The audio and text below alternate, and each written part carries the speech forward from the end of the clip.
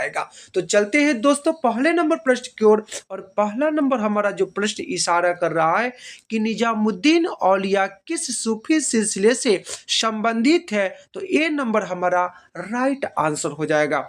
अगला नंबर प्रश्न की ओर चलते हैं, और क्वेश्चन हमारा कह रहा है निम्न में से महिला संत थी। सही आंसर हो जाएगा डी नंबर, यानी इनमें से जितने भी महिला लोगों का नाम लिखा है, मीरा, अंडाला, कराईकल, ये सारे के सारे महिला संत थी। अगला नंबर प्रश्न देखिए,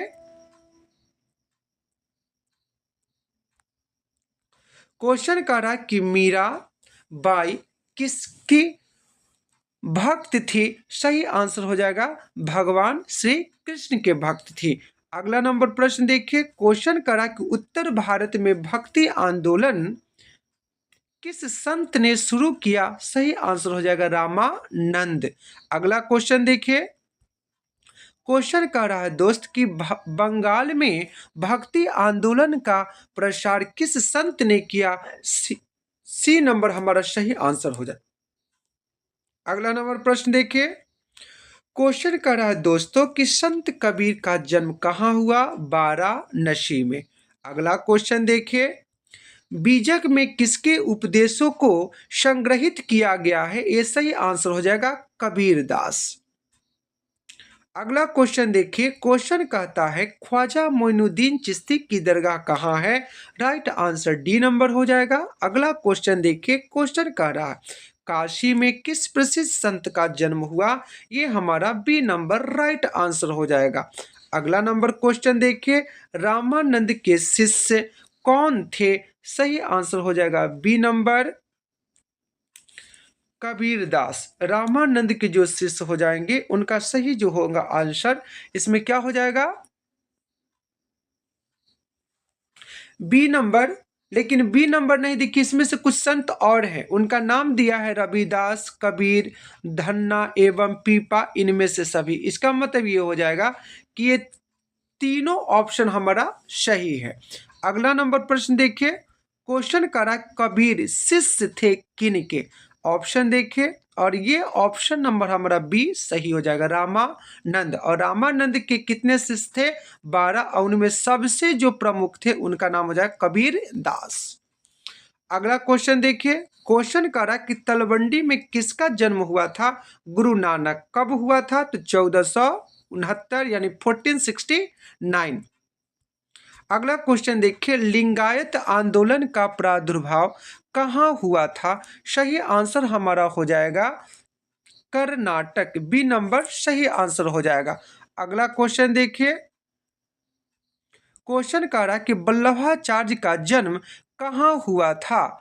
तो सही आंसर के लिए डी नंबर ऑप्शन के पास चलते हैं, और डी नंबर ही आंसर इसका सही हो जाएगा श्रीरंगपट्टनम। अगला क्वेश्चन कह रहा है निजामुद्दीन औलिया की दरगाह कहाँ है। सही आंसर हो जाएगा दिल्ली।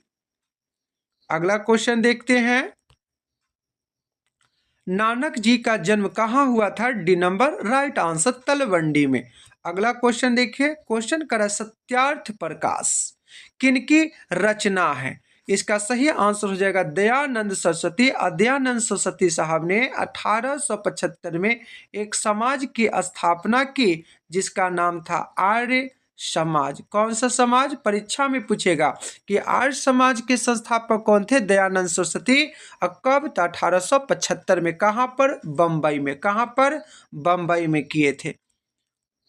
अगला क्वेश्चन देखते हैं, क्वेश्चन कह रहा है रामानंद के गुरु कौन हुए। इसका सही आंसर हमारा हो जाएगा कबीर। अगला क्वेश्चन देखिए, सूफी संतों का निवास स्थान, सूफी संतों का निवास स्थान क्या था। तो सही आंसर हो जाएगा ए नंबर खानकाह।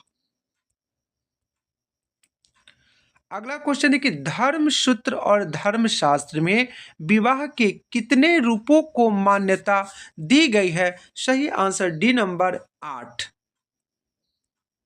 अगला क्वेश्चन देखिए, पुरी के जगन्नाथ मंदिर में किस देवता की पूजा होती है। सही आंसर हो जाएगा हमारा कृष्ण भी हो जाएंगे, बलराम भी हो जाएंगे, सुभद्रा भी हो जाएंगे। और डी नंबर ऑप्शन देखिए इनमें से सभी, ये हमारा सही आंसर हो जाएगा, डी नंबर। अगला क्वेश्चन देखिए, नैनार किस देवता के उपासक थे? सही आंसर हो जाएगा भगवान शिव।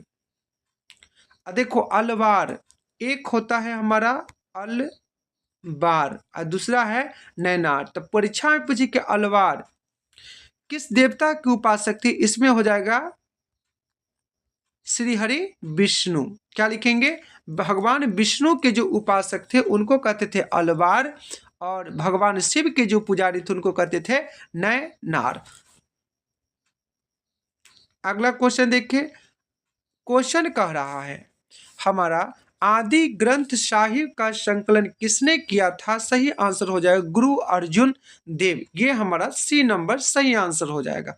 अगला क्वेश्चन देखिए दोस्त, वीर शैव परंपरा के वचन किस भाषा में रचित है? सही आंसर हो जाएगा बी नंबर कन्नड़।